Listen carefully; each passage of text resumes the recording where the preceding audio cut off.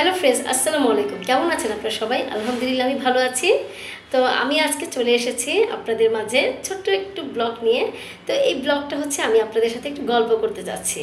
তো আসলে অনেক দিন ধরে আমি লাইভ করতে পারছি না, কারণ এই এখন রমজান মাসে আসলে লাইভ করা এরকম হয়ে ওঠে না সময়ের অভাবে।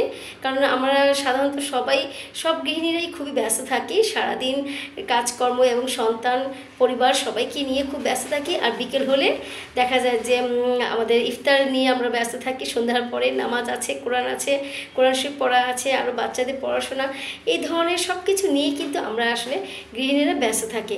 তো আমরা কিন্তু প্রতিদিনই ভিডিও মেক করতেও পারছি না, তো আর আপনাদের সাথে কিন্তু লাইভেও আসতে পারছি না। তো যাই হোক, আসলে কি সংসার জীবনটা এমনই একটা জীবন, সেটা আমাদের আগে দেখতে হবে, আগে সব কিছু কমপ্লিট করতে হবে, আমাদের সংসারের সব কিছু কাজকর্ম, তারপর হচ্ছে আমাদের ফেসবুকের কাজ। তা আমাদের ফেসবুকটা হচ্ছে আমরা আসলে মানে অনেকে আছে এটা প্রফেশনাল হিসেবে মেনে নেয়, আর অনেকে আছে যে অপশনাল হিসেবে মেনে নেয়। তো আমি যাই হোক, আমি কিন্তু অপশনাল হিসেবেই মেনে নিই, কারণ আমার সংসারটাকে আগেই আমার প্রাধান্য দিতে হবে, তারপরে আমার কাজটা দেখতে হবে। আমি যে একদমই এই কাজটাকে তুচ্ছ করে ভাবো তাও কিন্তু না, কারণ আমি আমার নিজের সংসারের কাজটা পুরোপুরি কমপ্লিট করে তারপরে আমি একটু সময় বের করব, সেই সময়ের মধ্যে আমি আমার ফেসবুকে কাজগুলো করে নিব। তা আমার মতো অনেক গৃহিণীরা নিশ্চয়ই আছেন, আপনারা কিন্তু ধৈর্যহারা হবেন না পুরা। আর আমি বলছি যে আপনারা অবশ্যই সংসারের কাজগুলো পুরোপুরি কমপ্লিট করে একটু সময় বের করবেন, একটু সময় বের করে ভিডিও মেক করার চেষ্টা করবেন।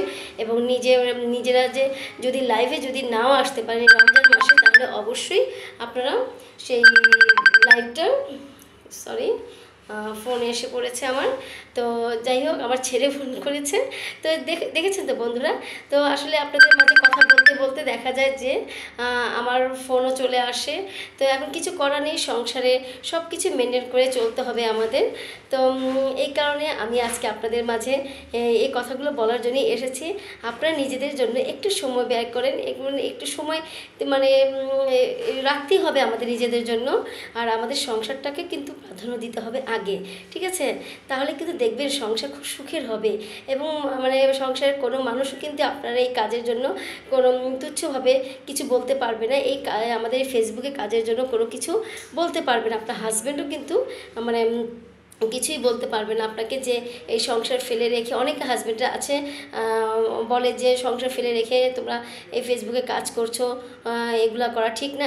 এই ধরনের কথা কিন্তু আপনার হাজব্যান্ডদের কাছ থেকে শুনতে পারবেন না, কারণ আপনার সংসারটা যদি আপনি ঠিক রাখেন, ঠিক আছে, সংসার ঠিক রেখে আপনারা ফেসবুকে কাজ করে যান, তাহলে দেখবেন সবার কাছে আপনি খুব ভালো মানুষ হিসেবে পরিচিত হয়ে যাবেন, আর আপনার নিজের কাজটা নিজেও করতে পারবেন। তো যাই হোক বন্ধুরা, আমার কথাগুলো যদি আপনাদের কাছে ভালো লাগে তাহলে অবশ্যই শেয়ার করে দিবেন, অনেকের মাঝে ছড়িয়ে দিবেন।